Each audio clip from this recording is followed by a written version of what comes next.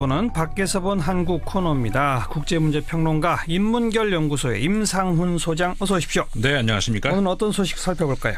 지난주 문재인 대통령의 중국 국빈 방문이 있었지 않습니까? 예. 그 관련해서 국내에서 이슈가 좀 특정한 방향으로 흘러가는 것 같아서 오늘 외신들, 특히 중국 언론들의 시각은 어땠는지 한번 살펴보려고 합니다. 중국도 보도들 많이 했죠, 다. 네, 많이 나왔습니다. 지난주 이 시간에도 이 문재인 대통령의 방중 관련해서 중국 언론들이 어떤 보도를 하고 있는지 전해드렸는데요. 대통령의 방중 하루 전이었기 때문에 중국 언론들이 한중 정상회담을 앞두고 어떤 기대, 그다음에 어떤 예상을 하는지 전해드렸었습니다. 지난주에 그랬죠. 네, 그래서 간단히 정리해드리자면은 지난 정권하에 전격적인 한반도 사드 배치로 인한 한중 양국 관계의 급냉, 이를 새 정부에서 어떻게 풀어낼 것인가, 이게 이제 이번 한중 정상회담에서의 가장 큰 이슈였었죠. 예.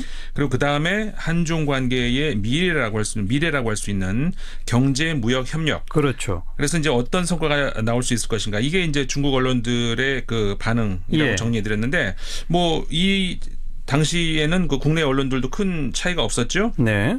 근데 대통령의 방중 일정이 끝난 후에 다수의 한국 매체들을 보면은 중국이 이번 대통령 방중 이후에 사드 문제에 대해서 어떤 이해를 달리 했는지, 아니면은 과연 중국 측이 한국의 입장 설명과 관계 정상화 의지를 이해를 했는지, 공감을 했는지, 그래서 향후 한중 관계가 다시 건설적 방향으로 복원될 가능성이 있는지, 이런 문제가 과연 나왔을까? 이건 좀 뒷전으로 밀리는 건 아니었는가?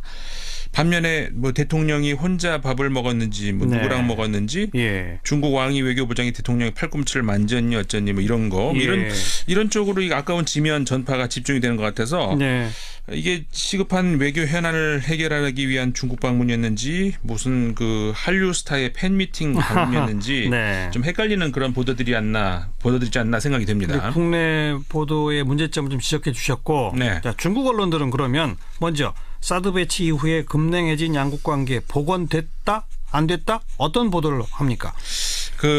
중국 언론들이 이번 한중 정상회담의 즈음에서요, 그 양국 관계 복원에 대한 기대 숨기지 않았다 말씀드리지 않습니까? 그 홍콩에 본사가 있는 중국 평론통신사라는 통신사가 있습니다. 지난 11월 30일 암흑기를 지나온 한중 관계, 해빙의 실질적 서망이 열렸다. 호회 공영의 큰 방향을 향해서 손잡고 나가기 시작했다, 이렇게 표현을 하면서 이번 한중 정상회담에 대한 기대를 숨기지 않았었고요. 문재인 대통령의 방중이 끝나가는 무렵에 중국 언론들은 이 사드 문제 해법과 관련해서 이번 한중 정상의 만남으로 미완의 시작은 했다, 이런 평가들이 나오고 있습니다. 미완의 시작. 그러니까 중국 공영 CCTV가 그 12일자 방송을 통해서 이번 문재인 대통령의 방중, 중국 방문의 의미를 한 양국 수교 25주년의 즈음에서 의미가 남다르다. 특히 양자 관계, 또 경제 무역 협력, 한반도 정세, 이런 분야에서 양국이 다수 공감대를 형성했다, 이렇게 평가를 했습니다. 그리고 문재인 대통령이 그 200여 명의 재계 핵심 인사들을 대동한 것에 대해서 한국이 중국의 발전을 인정하는 의미가 담겨 있는 방문단이었다, 이런 평가를 했습니다. 또 다른 언론들도 좀 소개해 주시죠. 그 북경 청년보 16일자 보도에서요, 이번 문재인 대통령의 방문은 사드로 인해서 손상된 한중 관계가 새로운 장을 열어가고 있음을 보여주는 것이다, 이런 이제 평가가 있었고요. 이 글의 필자가 누구냐면은 이제 지금 중국 블로그 연합 총재 직위 있는데 그 마쇼우린이라고 전 그 신화사 기자 출신입니다. 그래서 이게 마쇼우린은 양국의 미래에 대해서 이런 낙관적인 전망을 한 그 근거, 이유로 문재인 정부가 출범한 이후에 한중 관계의 조속한 회복을 위한 단계적 정리는 물론이고 실질적 행동으로 거대한 성과를 이뤄냈기 때문이다, 이렇게 설명을 했습니다. 다소 좀 낙관적이고 긍정적인 평가가 많네요. 네, 그렇죠. 실제 그런 결과가 나왔다, 이런 건가요? 근데 그런 결과까지 긍정적으로 평가를 하지는 않고 있고요. 결과까지는 아니고. 그래서 이제 아까 제가 이제 미완의 시작이라는 표현이 이제 등장을 했던 건데, 그 중국 언론들은 일단 양국 관계 복원을 위한 첫 단추는 끼웠다.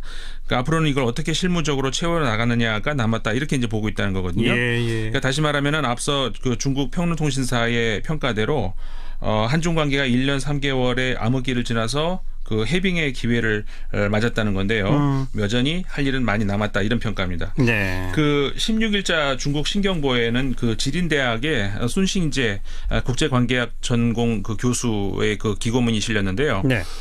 지난 19차 공산당 전국 대표 회의 때 시진핑 국가주석이 했던 말이죠. 이게 불망 초심 뇌기 사명. 그러니까 뜻이 이게 그 초심을 잃지 말고 사명을 가슴에 새겨야 된다 이런 뜻인데 이걸 인용을 했습니다. 그래서 이게 한중 관계의 특징이다 미래다, 특징이자 미래다 이렇게 재해석을 하기도 했고요. 네. 그리고 또 그 인민일보의 영문판이죠. 글로벌 타임스는 양시위 중국 국제문제연구원 연구위원의 그 기고문을 통해서 한중 정상의 이번 회동은 사드 문제에 대해서 이견을 좁히는 새로운 토대를 마련했다 이렇게 표현을 하면서 향후 한중 군사 당국이 세부 협상을 할 것으로 기대한다 이렇게 말을 했습니다. 그러니까 정상회담 이후에 실무적 연속성을 요구하기도 한 거죠. 네. 그러니까 이제 첫 단추는 꼈다. 네. 앞으로 실무적 차원의 행동이 뒤따라야 한다. 이게 대다수 중국 언론의 반응이다. 네, 그렇죠.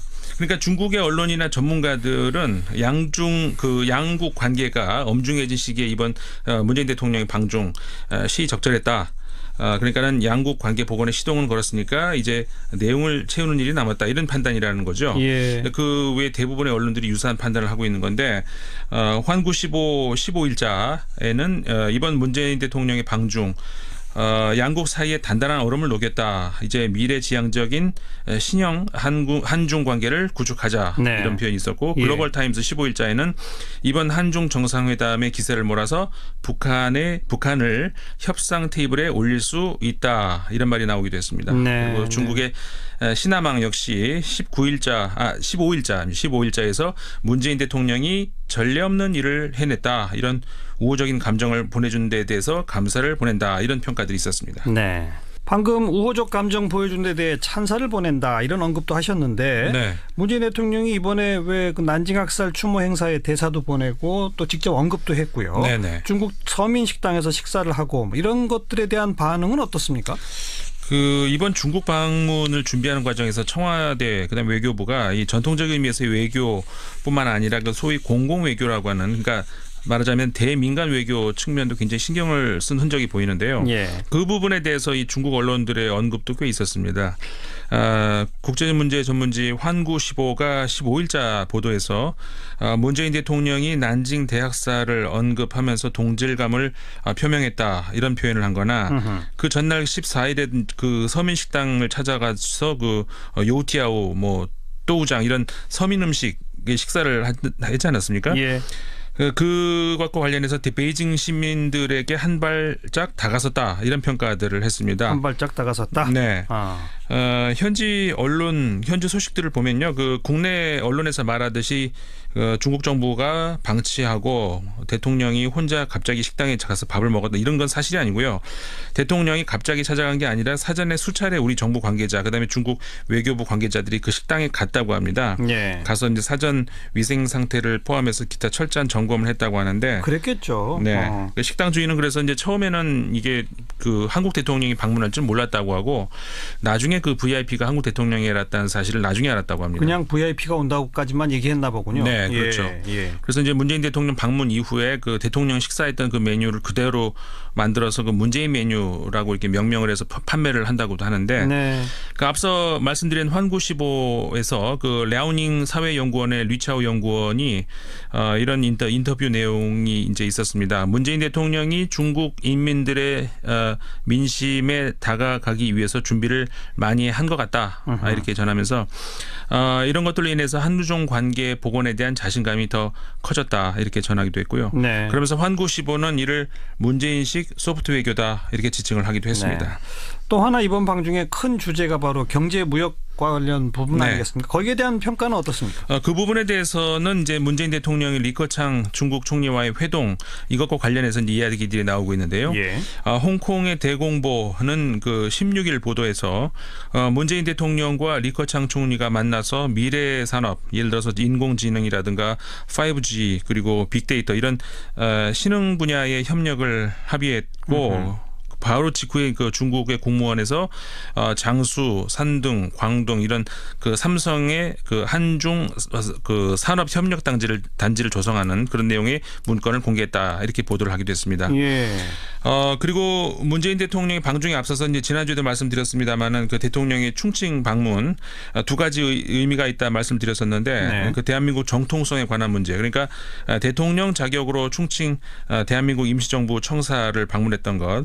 그다음에 또 하나가 이제 경제적인 중심축으로서의 충칭 방문이다 이렇게 말씀을 드렸었는데 그렇죠. 그와 관련해서 이제 15일자 중국망에 중국 사회과학원의 왕준성 아태글로벌 그 전략연구원 기고문이 있었습니다. 네. 왕준성 연구원은 문재인 대통령이 충칭을 방문한 것에 대해서 이곳이 중국의 야심찬 그 신실크로드 계획인 1대1로 이게 시작되는 중요한 지점이기 때문이다 이렇게 설명을 하면서 예. 이거는 그 한국이 1대1로를 예의주시하고 있는 것을 강조한 것이라 이렇게 의미를 해석을 하기도 했습니다. 그렇죠. 그 왕준성 연구원은 이런 그 문재인 대통령의 목표가 중국의 적극적인 호응을 이끌어냈다면서 그런 의미에서 문재인 대통령은 예상 목표를 달성했다 이렇게 네. 평가를 하기도 했습니다. 목표를 달성했다. 네. 자, 그리고 기자 폭행 있잖아요. 네. 중국 언론은 어떻게 보도합니까? 참 이번 대통령 방중 중에 가장 아쉬운 흠이 그것 아니겠습니까? 예. 근데 중국 언론들이 그와 관련해서 보도를 거의 하지 않고 있습니다. 아이고, 보도를 아예 안 해요. 네, 물론 사고 직후에 그 환구시보가 책임이 한국에 있다 이런 논조의 보도를 한 적은 있었는데 예. 그것 제외하고는 거의 없거든요. 예. 그 국경 없는 기자회라고 있지 않습니까? 그렇죠. 매년 평가하는 자유 언론 지수라는 게 있는데 이 평가에서 중국은 북한, 시리아, 소말리아 이런 소수 국가들보다 약간 위에 그러니까 최하위권에 속합니다. 그렇죠. 예. 한마디로 중국이 가지고 있는 언론에 대한 철학 이게 글로벌 스탠다드에 훨씬 미치지 못한다는 얘기라고 할 수가 있는데 네. 취재를 하는 기자에 대한 태도나 인식 이런 게 우리가 가지고 있는 것하고는 아주 다르다는 얘기죠. 예. 그 취재 보도의 그 자유가 상상 이상으로 제한되어 있는데 이번에 그 불미스러운 사건도 그런 뭐랄까 그 철학의 부재, 그 인권 의식의 한계 여기서 나왔다고 봐야 되지 않는가 이렇게 생각이 듭니다. 예. 다만 아쉬운 거는 이번 폭력 사건에 대해서 기자에 대한 폭력이다. 대통령 지근거리에서 폭력이다. 이런 쪽으로 몰아가서 이제 마치 한국을 무시하기 때문에 이런 사건이 나온 것이다. 이런 인식이 일부 있는 것에 대해서는 적절하지 않다는 생각이 든다는 겁니다. 그러니까 한국을 특별히 무시해서가 아니라 기본적으로 언론 보도에 대한 인식이 없다. 네. 기자들에 대한 인식 자체가 좀 약하다. 보편적 인권에 대한 철학이 부재하다. 그겁니까? 그렇죠. 이게 요컨대 이번 사건으로 인해서 굴욕을 당한 거는 한국 외교 혹은 한국 언론이 아니라 바로 중국의 인권 상황이라는 거죠. 네네. 이 사건과 관련해서 영국 언론들이 이제 보도를 한 게 몇 개가 있습니다. 예. BBC 방송이 15일자 인터넷 보도에서 중국 측이 이 사건과 관련해서 관심은 표하지만 행사가 한국 주관 행사였다. 경호원들의 고용도 한국 측에 책임이 있다. 이런 입장이라고 전했고요. 그다음에 가디언 유력 일간지죠. 14일째 보도에서 이 문제와 관련한 중국의 언론 상황을 또 그대로 전하기도 했습니다. 네. 이 신문은 지난 2015년도에 있었던 그러니까 언론 자유를 외쳤던 한 사회운동가에 대해서 재판이 있었는데 그때 그 재판장 밖에서 폭력 사태가 벌어졌던 그 사실을 전하면서 아하. 그때 그 수십 명 경찰하고 마스크를 쓴 평상복 차림의 보안 요원들이 그 지지자들하고 저 외교관들까지 있었다고 하는데 그 기자들 이 사람들 몰아내는 과정에서 여러 명의 외신 기자들이 넘어졌다 이런 걸 그대로 전하기도 했습니다. 예. 그래서 앞서 말씀드렸던 그 언론 자유지수를 언급을 하고 있는데 제가 취재했던 그 수치와는 조금 다르긴 합니다만은 중국이 세계 언론 자유 지표에서 176위를 차지했고 중국 순위 아래에는 그 시리아하고 투르크메니스탄 두 나라밖에 없었다 이렇게 전하기도 했습니다. 그러니까 기자 폭행은 언론 자유, 인권 따라서 중국 국격이 훼손된 사안이다. 네. 그게 이제 가디언과 같은 유럽 언론의 해석이로군요. 네, 그렇죠. 결국 그러니까 이번 그 문재인 대통령의 중국 국빈 방문과 관련해서 뭐 외교적 결례 이런 논란 많이 나왔는데 사실상 잘 살펴보면 이 실체가 불분명하거나 좀 아니면 과장된 측면이 있다고 볼 수가 있을 것 같고요. 그러니까 이와 관련해서 외신들은 한국의 외교적인 결례 논란 이거 우리나라에서 이제 나오는 이런 내용들을 그대로 받아서 역으로 보도를 하고 있다는 거거든요. 예. 그러니까 이 현상과 관련해서 한 가지 또 지적을 하고 싶은 것은 한국이 스스로를 격하고 자해하는 이런 습성 이게 그 외신을 통해서 그대로 또 다시 표현이 된다는 이런 일이 많다는 사실을 좀 말씀드리고 싶거든요. 한 가지 그 예가 있습니다. 그 우리가 스스로 그 고래 싸움에 새우등 터진다는 속담 있지 않습니까? 이거를 가지고 스스로 많이 인용하죠, 이걸. 네, 그러니까 그걸 근데 우리 운명에 결부해 가지고 한국 운명을 새우에 비유하는 일이 많다는 거 아니겠습니까? 네네. 근데 그렇게 하고 나면은 외신들은 이걸 그대로 받아서 한국을 다시 새우로 표현한다는 겁니다. 우리가 그런 속담을 인용하니까. 네. 그러니까 마치 그 저는 이 생각이 들어요. 그 코리안 패싱하고도 이제 논란하고 비슷한 문제라고 할 수가 있는데 한국이 코리안 패싱을 말하기 때문에 외신들이 이걸 또 그대로 받아서 보도를 한다는 거거든요. 네네. 이게 최근 15일자인데요. 홍콩의 그 에이저 타임스, 그러니까 아시아 타임스 여기 실린 한 기고문에서도 한국의 이 고래 싸움에 새우등 터진다 이 속담을 소개를 하면서 한국을 그대로 새우로 일컫고 있습니다. 아이고. 다행스러운 거는 한국이 스스로 비하를 하고 이 속담을 쓰고 있을 때 이 기고문의 필자가 누구냐면 로버트 맥코이라고 하는 전 미 공군 정보 전문가거든요. 이 양반은 이 새우의 나라 한국이 문재인 대통령이 이끄는 새로운 정치적 활력 덕분에 최근 기계를 보인다. 중견국으로서 비상하고 있다 이런 평가를 하기도 했습니다. 우리가 우리 스스로를 너무 좀 비하하거나 불필요한 논란을 일으키는 것이 역으로 외신에 보도된다. 그것이 우리한테 또 어떤 영향을 미칠까까지 생각해 보자. 그렇죠. 그 말씀이군요. 오늘 여기까지 수고하셨어요. 네, 감사합니다. 밖에서 본 한국이었습니다. 국제문제평론가 인문결연구소 임상훈 소장이었어요.